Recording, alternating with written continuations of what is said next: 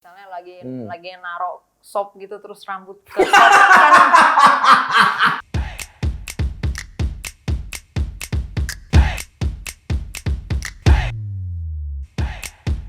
Balik lagi bersama gue Coki Pardede. Dan Kania Cita. Jadi rubrik relatif baru dari Geolife, judulnya adalah boleh nggak? Boleh nggak? Yes. Boleh nggak? Sekali lagi, ini boleh nggak ini adalah sebuah rubrik di mana kita mengencourage critical thinking. Jadi kalau lo ingin bertanya mengenai aturan-aturan yang mungkin selama ini lo tidak tahu the reason why lo melakukannya, mungkin kita bisa bahas ya. Mungkin kita bisa bantu bahas Ya, gitu. silakan taruh aja di Taruh aja, komen. jawab aja.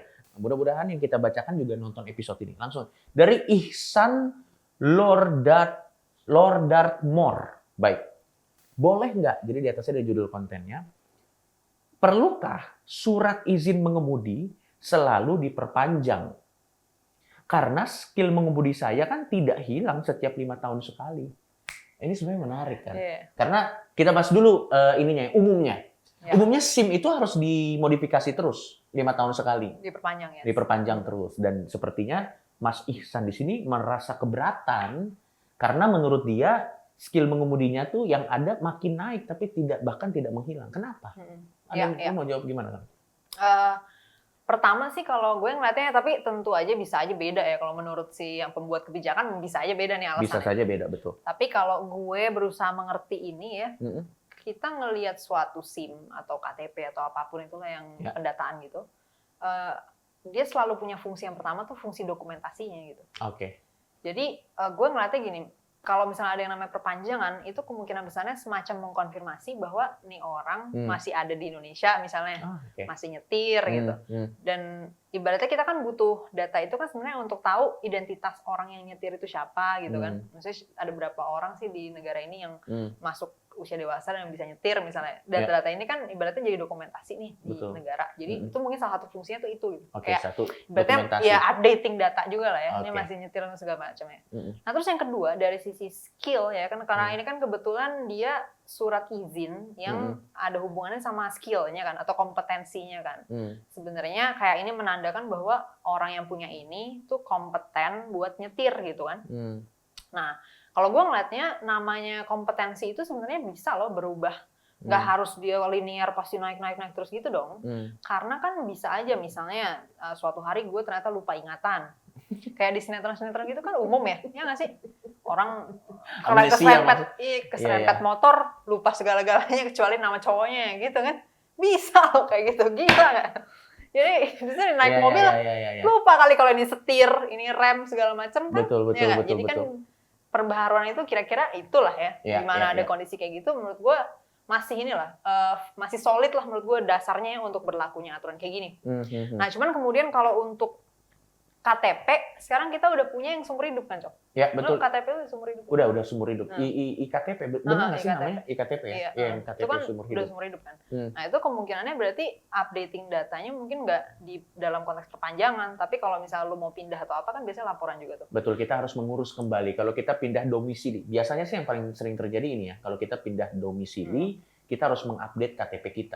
Karena kalau ada satu dan lain hal kan lebih mudah pemerintah untuk menangkap Anda. Bukan maksudnya untuk mendata sebenarnya, bukan menangkap. Tolong. Alamatnya Coki jelas. Jelas di mana? maksudnya. Lokasi di mana nih? Dan itu kan memudahkan kita kalau misalnya kita udah pindah ke satu domisili tertentu, nanti ada pilkada atau apa, kalau kita mau pakai hak suara kita, kalau KTP-nya belum diupdate kan kita jadi harus pindah ke dari mana KTP itu berasal gitu. Jadi sebenarnya kalau dari sisi positifnya juga itu memudahkan kita sih.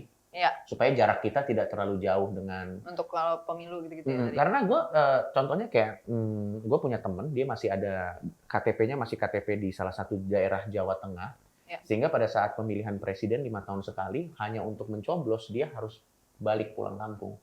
Dan mungkin dia kan kita semua nggak punya waktu yang sama kan untuk bisa balik lagi ke kampung halaman kita mencoblos gitu. There's a reason kenapa kita pergi dari kampung. Menghindari orang-orang kolot. Nah, maksudnya kalau kita balik lagi kan. Jadi memang kalau mekanisme kayak perbaharuan KTP kalau pindah doang tuh sebenarnya cukup ya. Cukup. Nah, tapi kalau misalnya pertanyaan kan mungkin nanti ada pertanyaan juga. Logikanya kan harusnya kayak SIM tadi harusnya ikut diperpanjang juga dong kalau dia harus update gitu kan. Nah, cuman kita tahu bahwa KTP dari sisi updatingnya tetap bisa berlaku dengan aturan yang terkait pindah-pindah tadi kan. Betul. Berarti kalau lo mau pindah atau apa, orang meninggal segala macam kan selalu harus ada laporan tuh ke RT RW dan lain sebagainya. Dia di situ udah memenuhi sebenarnya kebutuhan untuk update. Dan dari sisi lainnya juga urusan KTP itu kan nggak ada urusan kompetensi. Betul. Ya nggak? Nah kalau identitas kan sebenarnya kan tidak ada hubungannya dengan kompetensi kan? Iya. Karena ya mau Anda coki tetap coki, mau dalam kondisi apa? Mau dalam kondisi Anda jatuh miskin, Anda pengangguran atau apa, yang penting ada identitasnya aja. Oke, berarti kalau kita balik lagi, mungkin pertanyaan Mas Ihsan ini distimulasi oleh mungkin rumahnya yang jauh ke tempat mengurusin, sehingga akhirnya beliau mungkin mencari-cari celah untuk merubah aturan ini mungkin karena mungkin dia males atau apa gitu ya, tapi so far make sense lah ya dari jawabannya. Oke. Sayangnya sih memang kalaupun mau disolusikan dengan online gitu juga nggak bisa, soalnya kan kompetensi yang harus dites kan sebenarnya nyetirnya. Betul. Kan? Gimana Anda mau nyetir online?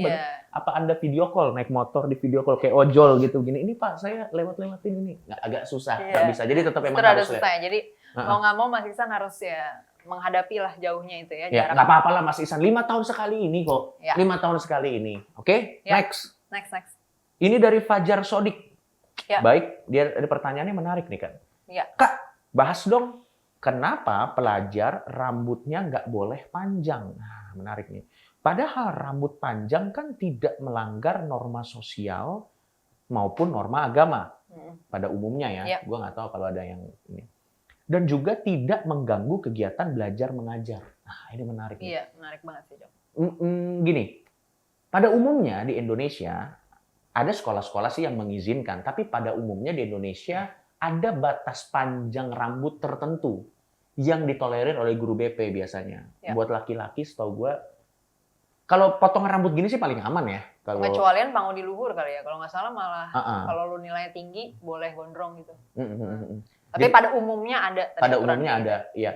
Tapi memang betul kata lo, ada beberapa sekolah yang lu pada saat achieve nilai tertentu, lu boleh punya rambut panjang. Sehingga itu menimbulkan kecurigaan buat gua bahwa jangan-jangan orang-orang yang berprestasi di sana memang passionnya adalah fashion stylist gitu. Karena aku ingin punya rambut panjang gitu. Akhirnya dia belajar. Gua nggak ngerti. Nah, kalau menurut lu gimana? Menurut lu gimana nih kan? Sebuah aturan mengenai kenapa aturan ini bisa ada. Kenapa rambut panjang itu harus ada hubungannya dengan kegiatan belajar mengajar? Karena kan memang nggak pernah ada apa guru. Kamu sebenarnya cerdas, Coki, tapi sayang rambut kamu sebahu. Kan itu nggak relevan. Kenapa kan? Kalau misalnya di pramusaji mungkin nyambung ya. Misalnya lagi naruh sop gitu terus rambut ke sop kan susah ya. Jadi biasanya ada aturan harus diikat atau benar. Dan mohon maaf kan ya, dan maksud saya kalau dia naruh sup dan rambutnya agak digini-gini kayaknya emang dia dendam sih sama si orang ini.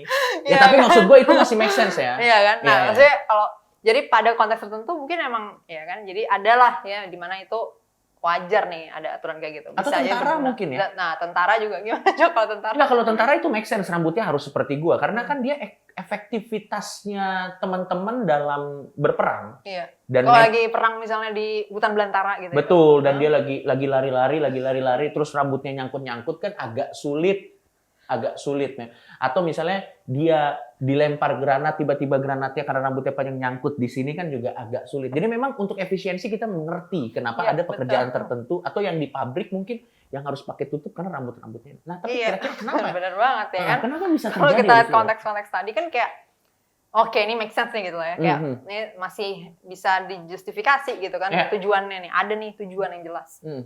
Tapi benar banget yang pertanyaan tadi kan bahwa kan nggak mengganggu kegiatan belajar mengajar gitu kan. Mas Fajar.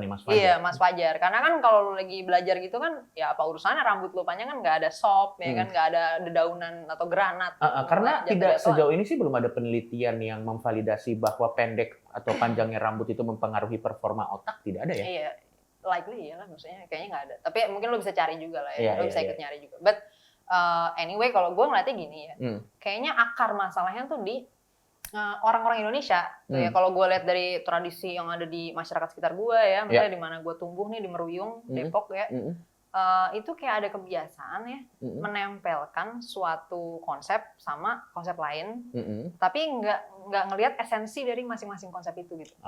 Misalnya kayak gini, kalau terkait rambut panjang tadi ya, mungkin yang esensi yang dicari itu sebenarnya kedisiplinan gitu ya, esensinya tuh kedisiplinan. Nah, cuman kedisiplinan ini tuh ketempelan sama hal lain, yaitu tentara gitu. Kayak yang punya image disiplin itu tentara. Makanya kalau lu lihat yang namanya anak-anak bandel gitu, terus kayak orang tua atau masyarakat mungkin sering kayak bilang, oh ini perlu pelatihan militer nih biar nggak terlalu urakan segala macam lah gitu kan. Karena pelatihan militer itu diasosiasikan dengan disiplin tadi kan. Jadi kalau mau anak-anak lebih disiplin, kita pelatihan wajib militer ya, atau pelatihan bela negara atau apa yang ada, inilah intinya ada bagian unsur-unsur militernya lah gitu kan.